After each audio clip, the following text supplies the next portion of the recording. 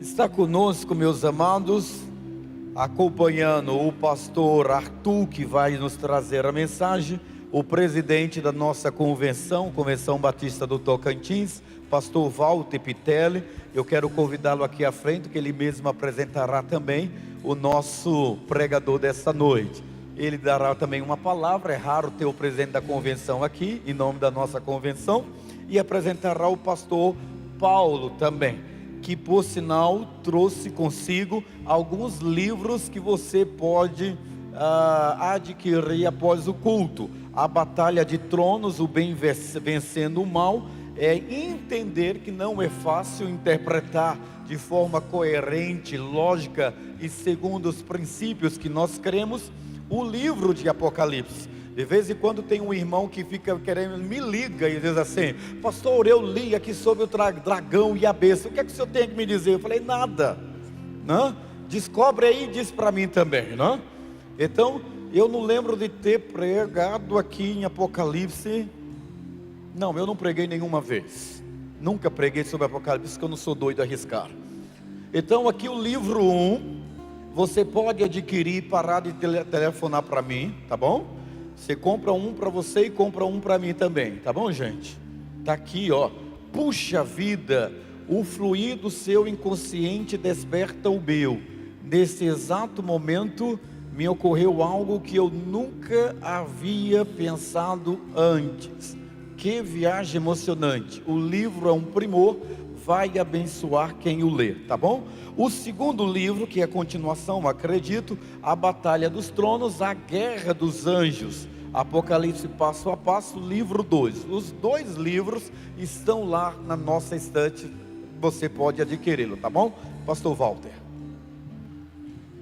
Obrigado, pastor Valmir. Uma alegria, meus irmãos, poder estar aqui em dia de culto, não é? E louvo a Deus pela oportunidade que me concedeu hoje de estar aqui nesta igreja.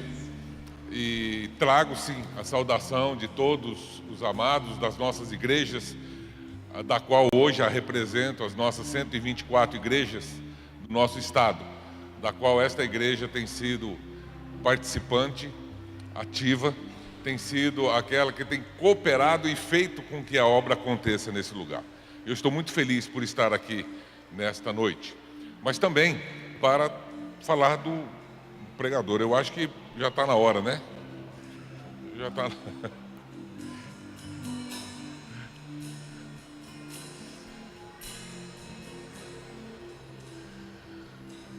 Ele está um pouco pêndulo, mas a coluna não está boa. Mas, irmãos, é uma alegria poder estar aqui e trazer, não é, pastor Paulo, pastor, e a gente sempre diz que de todas as suas qualificações na área da psicologia, de mestre, doutor, pós-doutor, essa coisa toda, mas ele é pastor e ele vai nos trazer a palavra de Deus. Então eu quero passar as palavras a você. Que Deus abençoe. Obrigado. Quero agradecer ao pastor Walter, pastor Valmir pela confiança. Estou feliz, meus irmãos, de estar aqui. Eu estive ontem à tarde, ontem à noite e hoje de manhã em Araguaína, falando sobre cultura de gênero e identidade. E aí estava pensando que eu estava indo embora hoje à noite para a minha cidade. E aí o pastor Walter disse: tem mais um compromisso, falar lá na igreja, a segunda igreja batista. Então estou aqui, meus irmãos, trago também a saudação da minha igreja, da segunda igreja batista de Campo dos Goitacazes. De lá, meus irmãos, vem o petróleo brasileiro, hein? 87% do petróleo brasileiro vem da minha cidade. Os seus irmãos conheciam sabiam disso. E então trago também a saudação do meu pastor Heber Silva, que é também um dos líderes nossos da convenção. E estamos lá congregando com ele. É uma igreja também grande, tem mais de 3.500 membros. E nós congregamos lá e pastoreamos também em parte ali entre os irmãos. Mas como eu disse, nós estamos felizes. A palavra feliz tem o prefixo fé, não é? Aquele que tem fé tem a possibilidade de desenvolver a felicidade. Então estou aqui para hoje à noite meditar com os irmãos sobre a ceia do Senhor, e por isso que eu quero que os irmãos fiquem em pé e vamos abrir a nossa Bíblia, então, em 1 Coríntios 13. E nós vamos então ler capítulo 11, verso 12. E os irmãos podem então acompanhar a minha leitura. Nisto, porém, verso 17 do capítulo 11. Nisto, porém, que vou dizer-vos, não vos louvo porquanto vos ajuntais, não para o melhor, senão para o pior. Porque antes de tudo, ouço que, quando vos reunis na igreja, há entre vós dissensões, e em parte eu creio. E até importa que haja entre vós heresias, para que os que não são sinceros se manifestem entre vós. De sorte que quando vos ajuntais no lugar, não é para comer a ceia do Senhor, porque comendo, cada um toma antecipadamente a sua própria ceia, e assim um tem fome e outro embriaga-se. Não tendes porventura casas para comer e para beber? Ou desprezais a igreja de Deus e envergonhais os que nada têm? Que vos dizer? Louvar-vos-ei? Não, nisso não vos louvo, porque o que eu recebi do Senhor, o que também vos ensinei, que o Senhor Jesus, na noite em que foi traído, tomou o pão, e tendo dado graças, o partiu e disse: tomai, comei, isto é o meu corpo, que é partido por vós, fazei isto em memória de mim.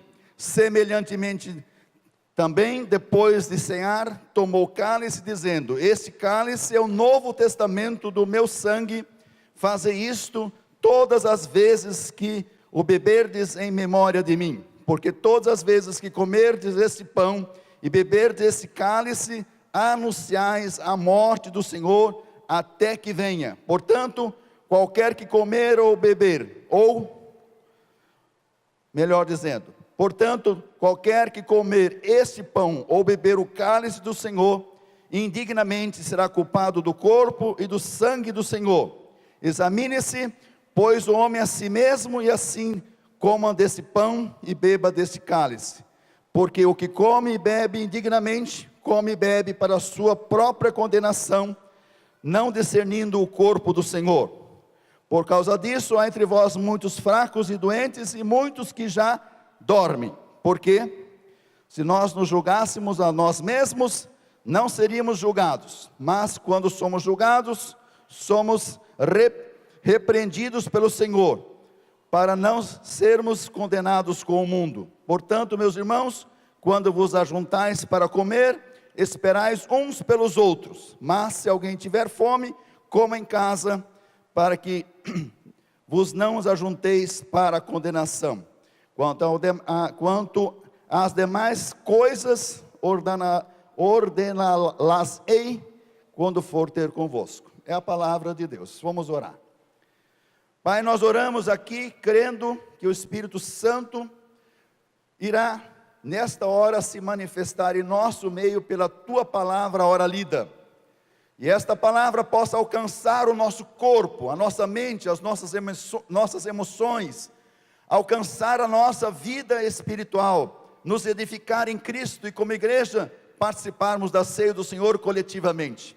Fica, pois, conosco e abençoa-nos. Nós oramos porque cremos em Cristo e na sua pessoa bendita, que veio dar a sua vida em nosso lugar na cruz do Calvário, para que hoje pudéssemos celebrar a sua ressurreição, a sua vida em nossas vidas através da fé. Nós oramos em nome de Jesus. Amém. Meus irmãos, podei-vos assentar. Jesus começou o seu ministério dizendo uma palavra muito importante. Ele falou a palavra metanoia, que todo mundo já conhece. A palavra metanoia significa mudar de mente. Mudar de mente. Jesus veio neste mundo para mudar a nossa mente. Que o foco não fosse só aqui nesse mundo, mas o nosso foco da nossa mente seria também no mundo espiritual. Embora a psicologia, não é? A psicanálise vai falar o contrário. Nós recebemos muitas pessoas para serem atendidas e elas não usam a palavra de Jesus, elas usam a palavra paranoia. Paranoia, meus irmãos, significa que a mente parou de funcionar. Enquanto Jesus diz, mudem a mente, a psicologia então trata das pessoas que a mente já não está funcionando adequadamente no pensamento, na afeição e nas emoções. Então Jesus quer que todos nós tenhamos uma mente nova, uma direção nova, um pensamento novo, um corpo novo, uma emoção nova, pois quem está em Cristo, disse São Paulo, o apóstolo Paulo, não é? São Paulo, estou falando São Paulo, meus irmãos, porque eu trabalho na Universidade Católica, já há 15 anos, trabalho lá na Universidade Católica de Campos, e às vezes a gente fala São Paulo, porque as irmãs salesianas falam mais São Paulo, do que apóstolo Paulo, como nós falamos, mas São Paulo, o apóstolo Paulo diz que em Cristo somos o que? Nova criatura. E nós lemos aqui, meus irmãos, interessante, nesse texto sobre a ceia do Senhor. A ceia do Senhor é um registro da nossa memória. Jesus fala de comer o pão e beber o vinho em memória de mim, em memória dele. Então, meus irmãos, a nossa mente, ela deve voltar a lembrar de Cristo, que a ceia que vamos participar tem a ver com a nossa memória, tem a ver com o nosso pensamento, tem a ver com aquilo que lembramos. Agora, é óbvio que tem pessoas que usam as suas mentes para viver demais aonde? No passado. Tem gente que vive só pensando naquilo que já passou, e demasiadamente ela fica ligada àquilo que já passou, e acaba sofrendo de reminiscências. O que é reminiscência? Reminiscências são lembranças. As pessoas começam a lembrar de dores que já aconteceram há muitos anos em suas vidas, e dessas dores das quais ele não consegue se livrar, se emancipar. E quando encontramos essas pessoas que vivem demais no passado, elas nos contarão praticamente sempre as mesmas histórias, e isso faz com que estejamos preocupados como nós, como pastores, para que haja um equilíbrio, uma saúde mental uma saúde mental melhor, para que muitos se livrem daquilo que já passou em suas vidas, que consigam resolver aquilo que causou drama psicológico, trouxe uma lesão psicológica. E vocês sabem, desculpe eu falar isso aqui no púlpito desta igreja amada, quem vive demais no passado, meus irmãos, vai desenvolver na sua vida uma das principais doenças do mundo, que é a depressão. A depressão, temos 600 milhões de pessoas no mundo deprimidas, porque vivem demais presas no passado de suas vidas. Eu gosto sempre de lembrar de Hebreus, que Jesus é o mesmo ontem. Às vezes a gente não consegue ir no ontem, mas temos um Senhor que vai e vem, ontem e hoje. Para Deus é a mesma coisa, e no ontem da nossa vida, Deus, através de Jesus, é o mesmo ontem, pode nos restaurar, porque pode ser que nesta noite, muita gente veio aqui tomar ceia, para lembrar-se de Cristo, mas sua mente está possuída por outras questões pessoais, emocionais, e que talvez nunca alcançarão pela memória, pela mente, o que de fato aconteceu com Jesus lá na cruz do Calvário em nossas vidas. Então, lembrar em memória de mim, é lembrar que a nossa mente tem que ter fluidez, tem que ter plasticidade neural, vamos dizer assim, para que consigamos ir ao foco principal no passado, para lá lembrarmos de Cristo e da sua morte, e do seu corpo e do seu sangue, e lá neste lugar, na cruz do Calvário, possamos nos levantar com a mente erguida. Mas não é só pessoas que vivem com suas memórias demais no passado, mas tem pessoas que vivem demais com a sua memória e com a sua mente presas demais, vivem demais o presente. Já viram gente que não consegue dormir? As pessoas que têm insônias, as pessoas que têm fadigas, as pessoas que têm estresse demais, são aquelas pessoas, meus irmãos, que vivem demais com as suas mentes ligadas ao presente, naquilo que fazem ou daquilo que não fizeram, e ficam presas demais, não só naquilo que fazem, mas ficam presas demais nos seus relacionamentos. A base emocional dessa pessoa devia ser o eu dela, que é o centro da personalidade, o centro da consciência, mas ela fica presa no outro. E quanto maior a nossa ligação de prisão ao outro, maior é a nossa infelicidade. Porque pode ser que muitos de nós, hoje mesmo, tivemos problema não conosco mesmos, ou pessoalmente, melhor dizendo, esclarecendo melhor, mas tivemos problemas até às vezes de desamor, até às vezes de ira, outra vez até de raiva, por causa de mim. Eu, não, por causa do outro. E tem gente tão ligada no outro, que acaba até esquecendo do corpo de Cristo, que é a principal ligação que a igreja de Cristo tem que ter. O outro na nossa vida, meus irmãos, é Cristo, não são as outras pessoas. Quanto mais o irmão estiver preso no outro, maior será a sua chateação, sua frustração, o seu lamento, a sua tristeza e a sua angústia, porque muitos outros em nossas vidas, claro, fazem o bem, nos amam, nos aceitam, nos estimam, nos valorizam, mas a maioria das pessoas estão presas aos outros, não pelo bem que elas fizeram, ainda que estejam também na comunhão com elas, mas estão presas naquelas pessoas que fizeram uma coisa, ou que estão fazendo uma coisa, que me magoa e tira de mim a principal alegria. Qual é a principal alegria do crente?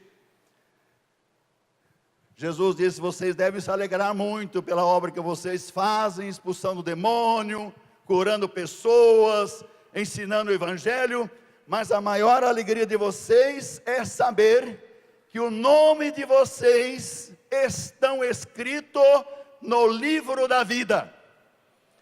Diga amém, irmão. Fala: o meu nome está escrito no livro da vida, e é a minha maior alegria. É isso. Meus irmãos, precisamos sair um pouco do outro e seguirmos, senão nós vamos desenvolver o quê? O que nós vamos desenvolver? A angústia.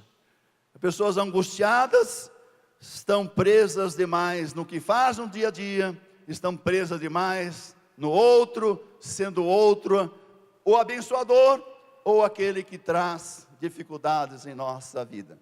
Então, aqui Jesus diz que você comer o pão em memória de mim, beber o cálice em memória dele, mas a nossa mente vai para outras coisas ainda, além de ir no passado demais, além de ficar presa demais no presente, aí nós vamos pegar uma outra situação mais difícil ainda. Tem pessoas então agora vivem demais no futuro e desenvolve a preocupação. A própria palavra pré no grego significa antes. Ela começa a viver aquilo, começa a viver antecipadamente no hoje e no agora, aquilo que ainda vai acontecer depois de muito tempo, ou daqui uma semana, ou daqui um mês, e desenvolverão o que Jesus nos ensinou do Sermão do Monte, que não deveríamos nos envolver tanto, vai desenvolver a ansiedade, ânsia por aquilo que ainda não veio, ânsia por aquilo que vai acontecer. Ânsia aí, meus irmãos, pastor Valmir deve saber claramente isso. Muita gente com síndrome de pânico, porque a mente dele está fixada em Cristo, os olhos fixados nele. Não, a pessoa está vivendo não a memória de Cristo, mas vive a memória do mundo que ainda não chegou. E ela vai crescendo, ela chega aos 60 anos, 50, 40, 30, mas o mundo nunca chega no final, porque ela nunca chega no futuro. Meus irmãos, eu já chego no futuro.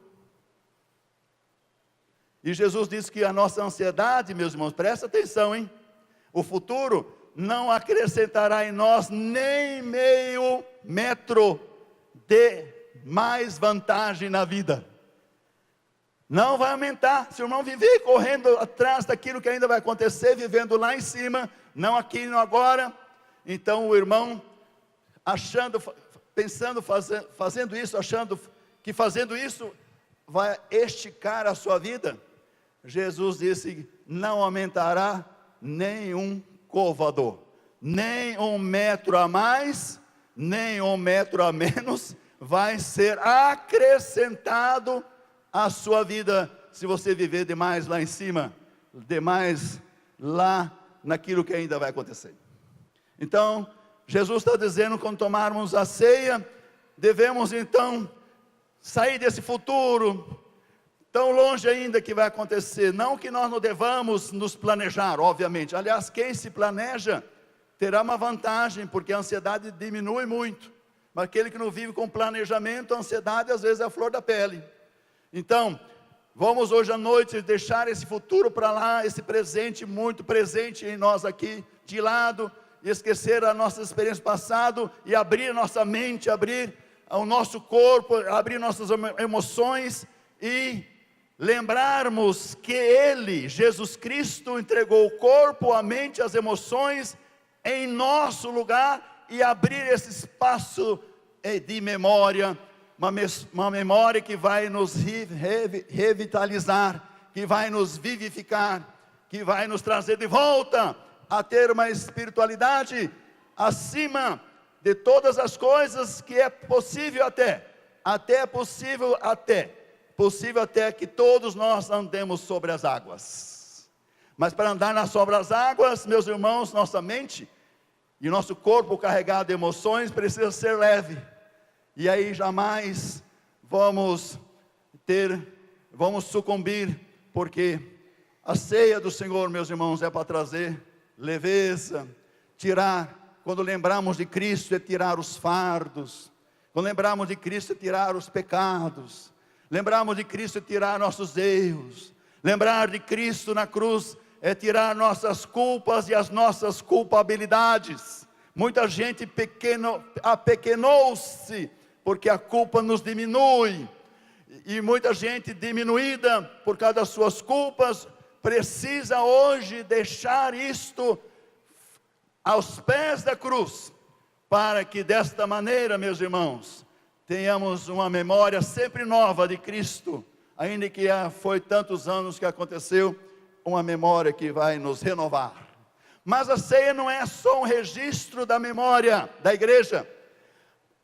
A ceia do Senhor também é um ato coletivo. Paulo está dizendo que nós precisamos nos reunir coletivamente, não é comer primeiro, sem esperar os outros. E também ele fala que por causa dessa desavença, desse desajuste, a igreja de Corinto estava se reunindo não para ceiar o Senhor, mas para fazer um banquete ou uma festa da carne, porque alguns bebiam e até alguns se embriagavam no dia da ceia do Senhor Jesus Cristo. Então, meus irmãos, a ceia do Senhor é um ato coletivo, ainda que seja um gesto individual, mas ela é um ato coletivo que faz com que nós priorizemos a presença do outro junto conosco, do partir do pão e beber do cálice do Senhor.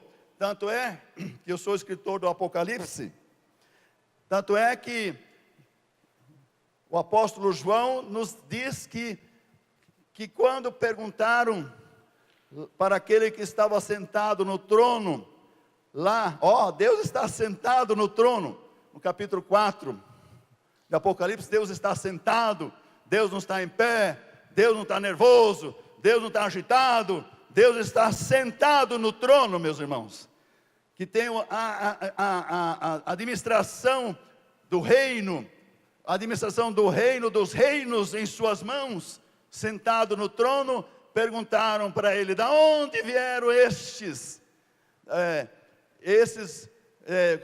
Da onde vieram esses? Vieram da grande tribulação. Esses que estão aqui quem são esses que estão aqui no trono, melhor dizendo?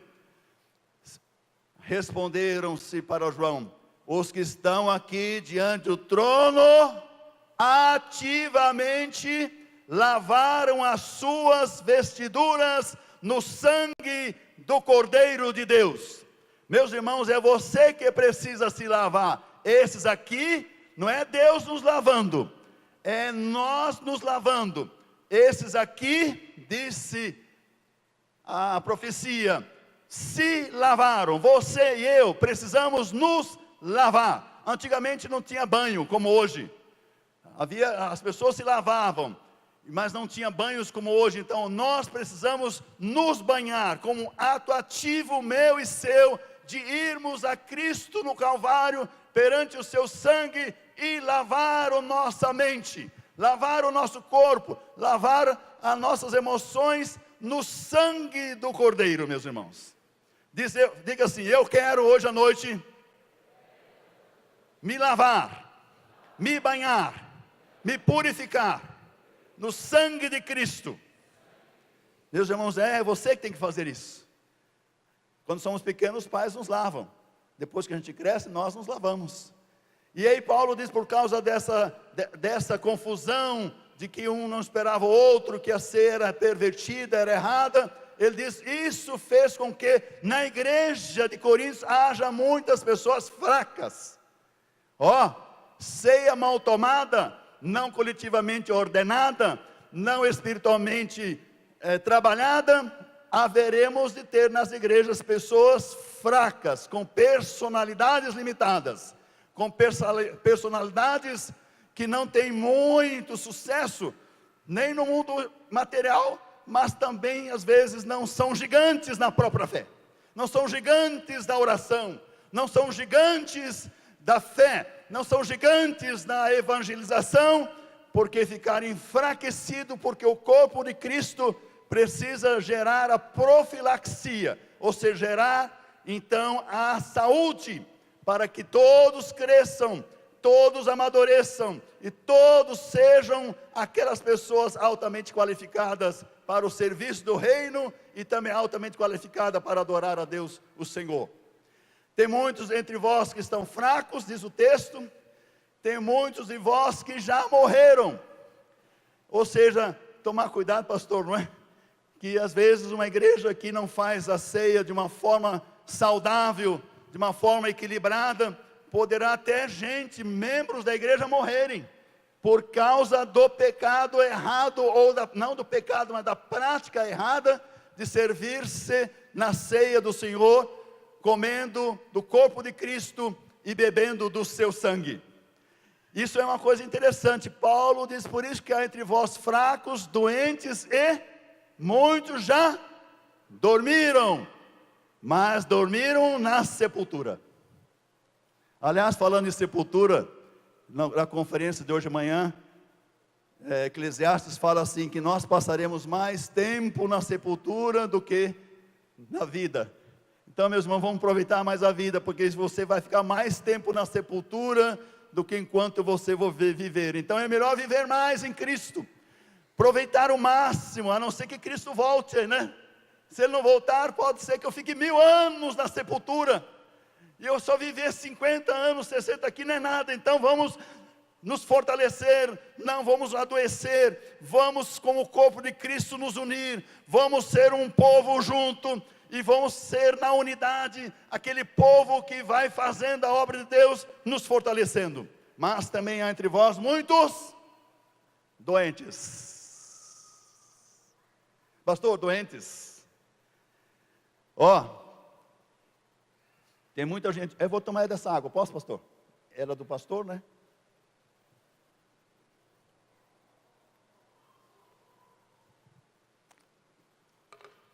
É claro que tem doenças somáticas.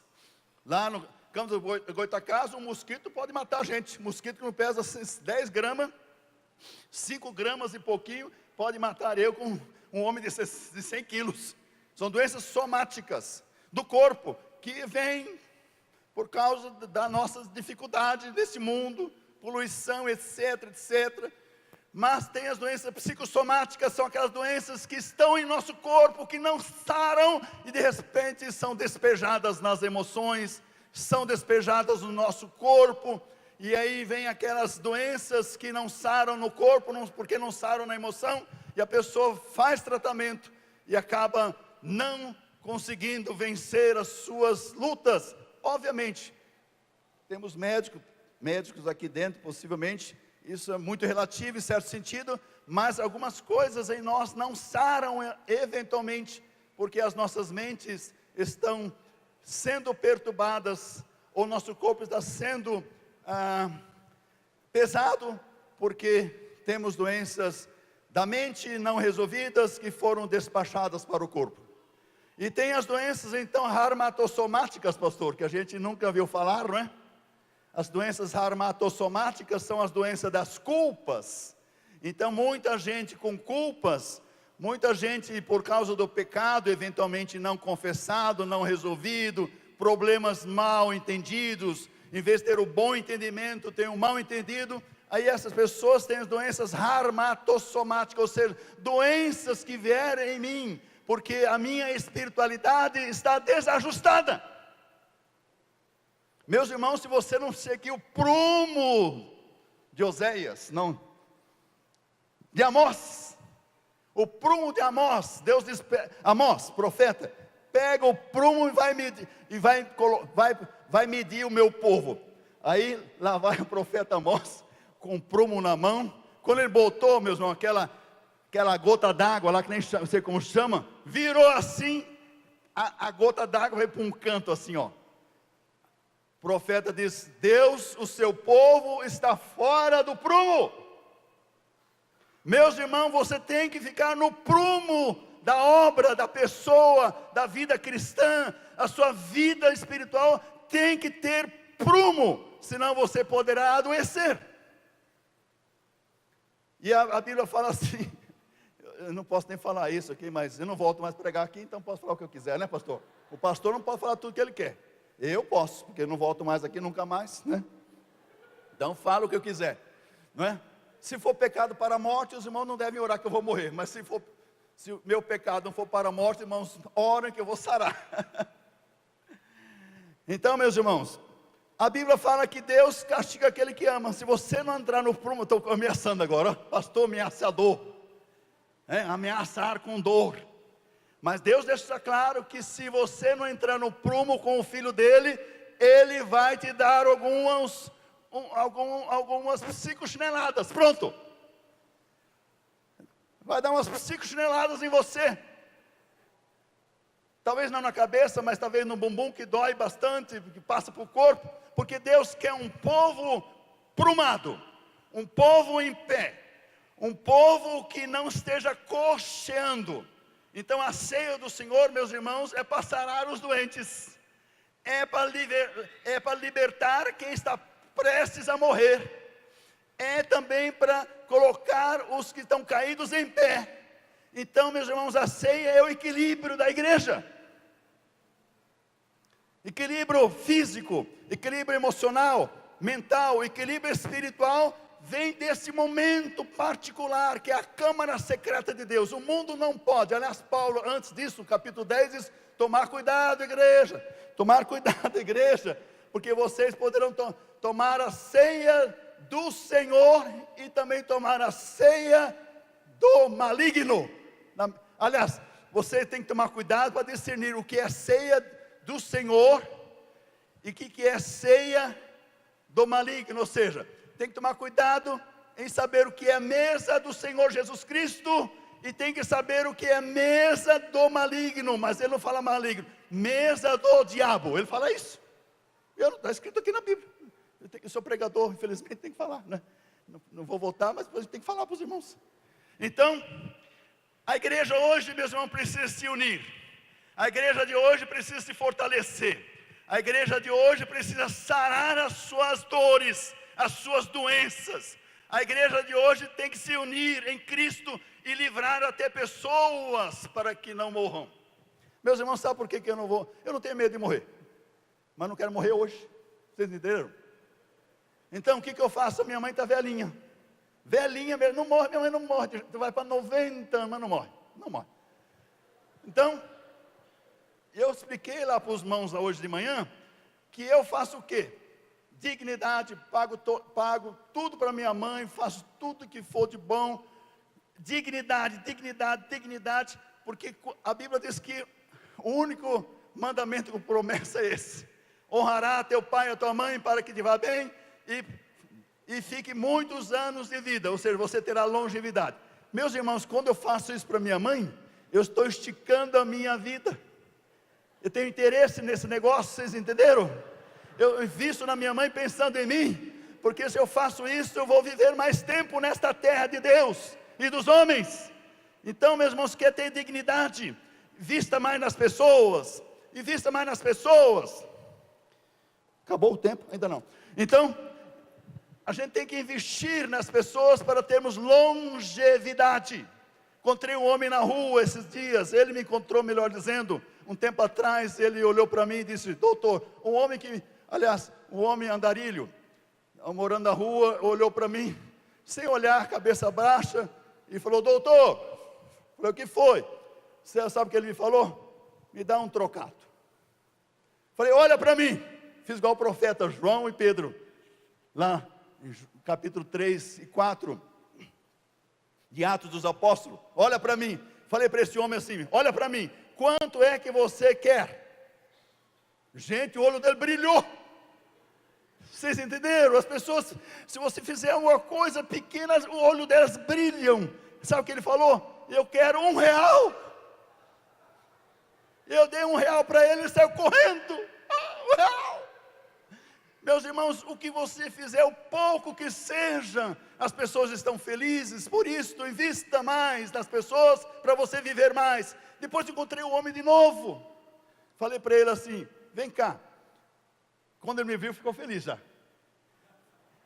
Porque essas pessoas não têm desejos, estão ali alienadas, enfim.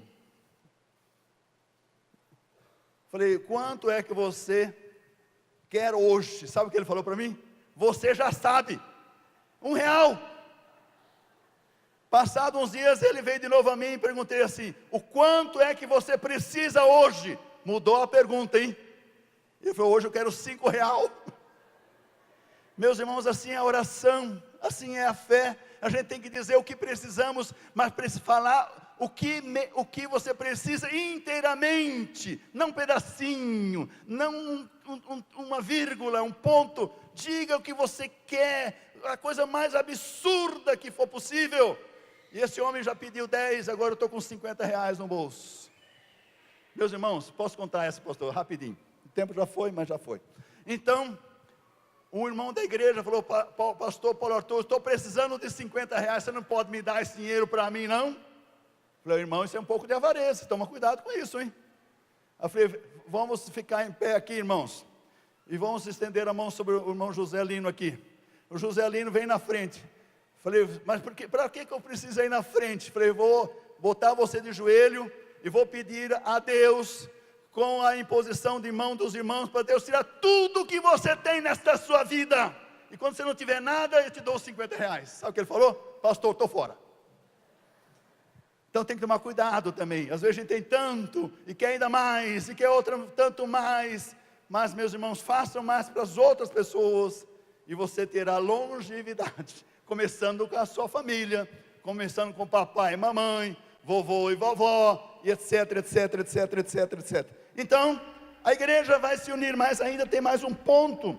Disse que a ceia do Senhor não é só uma memória, não é somente um ato coletivo, mas também é uma evocação pessoal. Talvez o irmão nunca ouviu falar essa palavra, né? Evocação. é uma reparação espiritual.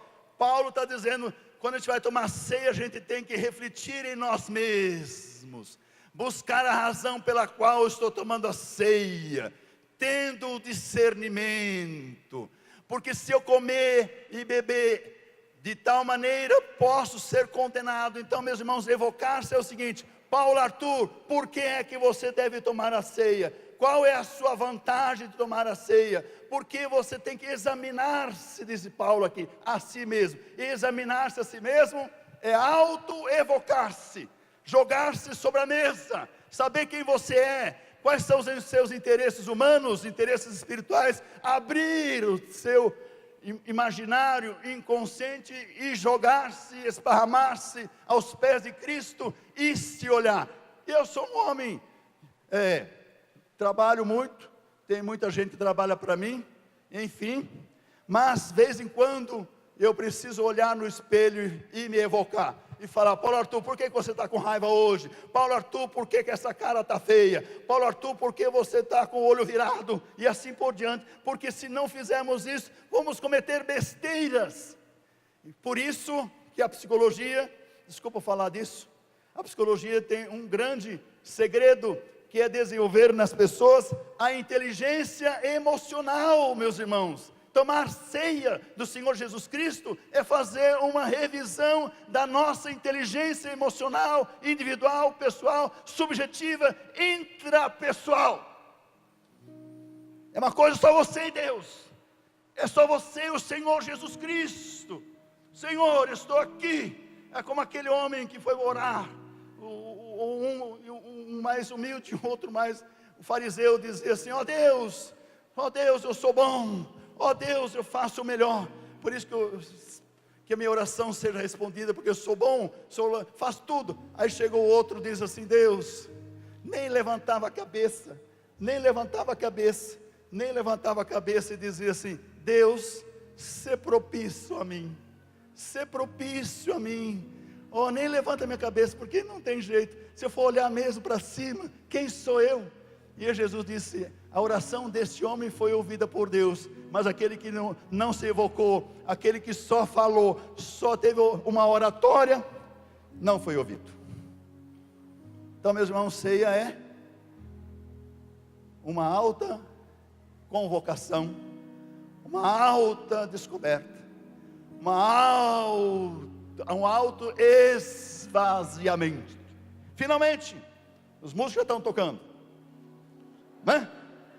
Está acabando, graças a Deus, meus irmãos, estão acabando. Mas a ceia do Senhor, o pastor disse que tem um segredo hoje para lançar na igreja. Então, a ceia do Senhor tem que ser celebrada, tem que ser comemorada o quê? Anunciais a morte do Senhor até que Ele venha. Parousia. A parousia, meus irmãos, sabe o que é parousia? Parousia significa a segunda vinda de Cristo. Quando você toma a ceia do Senhor Jesus, com seu irmão e com a sua irmã, comendo o pão, depois bebendo o vinho santo do sangue de Cristo, você está anunciando a morte do Senhor Jesus Cristo até que Ele venha, meus irmãos. Diga aleluia. Os batistas podem falar aleluia, né? Aqui pode, né, pastor? Então, graças a Deus. Então, até que Ele venha, meus irmãos, os irmãos têm que se unir, têm que estar juntos, têm que tomar a ceia, porque estamos anunciando a Cristo Jesus até que Ele venha. Já abrimos muitas igrejas, que eu sou um pastor e abridor de igreja. Então, fui fazer uma igreja na Praça da Árvore, em São Paulo, onde é um bairro oriental. Encontrei uma chinesa, né? Encontrei uma chinesa, falei de Jesus para ela, e falei para ela assim: você não é aceitar Jesus não, é crer em Jesus, que a Bíblia não fala aceitar, nós que falamos, aceite Jesus, não está escrito na Bíblia aceitar Jesus, a Bíblia fala, crer no Senhor Jesus Cristo e será salvo, tu e a tua casa. De verdade eu vos digo, quem crê em mim tem a vida eterna. Então é crer. Falei: fulana, você quer crer em Jesus Cristo na sua vida. Sabe o que ela disse? Pastor, eu quero, mas nunca alguém me disse como fazer. Então vamos orar. Ela orou. E ela disse, quando eu dou o dízimo, eu falei, o que você está sabendo de dízimo? O dízimo não tem nada a ver com isso, mas eu quero dar. Eu falei, depois. Aí ela levou o evangelho a toda a sua família, e todos creram. Meus irmãos em casa, meu irmão Celso, não queria o evangelho nem de graça, e nem de cor, nem de remédio, e nem de ouro. Mas um dia eu confrontei ele assim, ó, meu irmão Celso, o negócio é o seguinte, você é mais velho do que eu já te bati, você já me bateu mais do que eu bati em você, mas agora o negócio é outro, o negócio é mais embaixo, o negócio é profundo, o negócio vai nos pegar. Falei do evangelho, falei assim, agora a decisão é sua, senhor Celso, é sua, senhor Celso. Você quer crer em Jesus Cristo? Hoje aqui comigo, ainda que somos irmãos briguentos um com o outro. Ele disse, me dá um tempo. Meus irmãos, pediu um tempo. Vai ter revanche, vai ter segundo tempo. Ele falou, dá um tempo. Passado uns 10 minutos, ele disse, eu quero. Eu orei. A mulher dele orou. As duas filhas oraram. Numa noite só 4 foram para Cristo. Vocês entenderam ou não? Mas é evangelho direto, sem esse negócio linga, entendeu? É o Jesus ou não é Jesus? E agora eles são líderes da igreja lá onde nós nascemos. O outro irmão Valdemar, e a esposa dele, o José Roberto Filho, vamos fazer aquele cultinho, né? Você tem, eu gostei, pastor, eu já estou empolgado agora. Gostei da paz, a casa de paz. Isso eu vou levar para a minha igreja. Bom, se o pastor permitir. Valdemar, Elizabeth, José Roberto, vamos cantar uma música. Cantemos, eu não sabia cantar nem eu, então fica uma coisa horrível. Lemos a Bíblia, falei do Evangelho Santo e Sagrado de Jesus Cristo, porque anunciamos a Jesus. A ceia é um anúncio até que ele, quando? Até ele voltar. E falei, Valdemar, é hoje, porque vai é hoje. Ele diz, eu quero. Elizabeth, também quero. José Roberto, também quero. Peguei os 3 na rede, entendeu? Anunciar o Evangelho, a ceia é um anúncio do Evangelho, até que ele venha. Diga amém. Então, meus irmãos, ó, se você for falar, aonde for que você falar, as pessoas vão crer em Jesus. Eu queria contar uma história, mas não dá tempo. Dá tempo, pastor? Acabou, né? Então, eu me converti na igreja lá de Presidente Epitácio, e a igreja era pequena, e a igreja patrocinou meu ida para o seminário. Passados anos, está escrito no livro 1, essa experiência. Os irmãos me disseram assim, venha, nosso seminarista, agora pastor, fazer uma, nem sei o que quer dizer isso, uma série de conferências, lá longe, 720 quilômetros de São Paulo, lá vai. Antes de ir, tive um sonho, um sonho que são realização de desejos. Meus irmãos, sabe o que aconteceu? Eu sonhei um sonho, que Cristo apareceu para mim, uns 15 dias antes de eu ir viajar, na igreja que mais amo no mundo, que é a igreja de Presidente Epitácio, e as outras também amo, por tabela de Cristo em mim, e Cristo me faz eu amar a todos. E ele falou assim, Paulo Arthur, você vai mesmo para Presidente Epitácio? Não via Jesus, viu? Uma configuração humana, mas é um desejo, isso não é uma espiritualidade, é uma inspiração apenas, não é? Aí o Senhor Jesus, você vai mesmo? Levou. Você não pode levar um presente meu para a sua amada igreja? Falei, posso, com prazer, meu Senhor. Mas eu falei assim, eu sou um homem muito curioso. Ele falou, eu sei que você é curioso. Então eu falei assim, posso ver o presente primeiro? Jesus, na configuração humana, falou assim, gritou, anjos tragam o presente. Isso é verdade, é verdade. É perigoso contar um testemunho, porque a gente tem medo do bicho nos matar. Porque Herodes, quando falavam dele, ele falava assim, eu sou Deus sim, eu sou melhor. Aí o bicho pegou ele naquela noite e comeu ele, e ele morreu naquela noite. Por isso dar testemunho é perigoso, porque a gente pode morrer naquela noite, porque se contar bobagem, inventar coisas além que deve. Mas isso é verdade, meus irmãos. Aí os anjos trouxeram, meus irmãos, uma caixa uma caixa que não tinha abertura, mas tinha abertura, era fechada, mas era aberta, era alta, era pequena, era quadrada, era triangular, era retangular. E aí, meus irmãos, disse, eu falei, eu quero ver o presente lá dentro. Vai, eu quero ver o presente lá dentro. Aí o anjo abriu a caixa.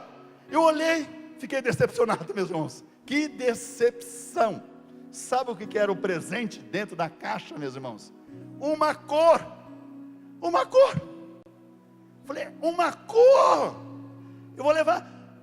E a cor, meus irmãos, sabe qual era a cor? Cor amarela. E quando eu fiquei tão decepcionado, a cor foi aumentando, parecia um chafariz de cor amarela. Eu falei, isso é o presente que eu vou levar à minha igreja. Eu falei, exatamente isso. Aí o anjo disse, Paulo Arthur, você é até psicanalista, Deus lhe deu tudo e não sabe nem interpretar nenhuma palavra. Eu falei, não, porque você é muito ansioso, Paulo Arthur, você é meio louco, fala devagar. Várias vezes a palavra amarela. Eu falei, amarela, eu falei, não, devagar, Paulo Arthur. Amarela, mais devagar. Amarela. Gente, amarela. Aí meu coração vibrou de novo. Aí Jesus fecha o sonho dizendo, diga para a igreja de Presidente Epitácio que eu amo ela, de cor amarela. Lá vai eu, meus irmãos. Cheguei lá e preguei um sermão, João 3,16, primeira carta de João, falei do amor, e contei esse sonho para a minha igreja. Meus irmãos, mas olha, meus irmãos, os irmãos choraram e se abraçaram. Eu também chorei. Mas o melhor ainda está por vir. No sábado à noite, a igreja veio, meus irmãos, todos os membros de cor amarela. Ficou louco, a igreja ficou louca. Por mim, eu por ela, por causa do amor de Deus para com todos nós. Meus irmãos, Deus ama você. Ele te deseja nesse grande amor. Mesmo que tenhamos essas fraquezas, essa insuficiência humana, essas incapacidades humanas, mas não importa. Deus me ama. Fala assim, Deus me ama. Deus me ama. Deus ama você. Mais alto agora. Deus ama você. Deus nos ama. Deus ama o nosso pastor. Deus ama os nossos pastores. E nós amamos os nossos pastores. Falam assim, nós amamos os nossos pastores no amor de Cristo, porque a ceia é amor de Deus para com a gente. Que Deus vos abençoe.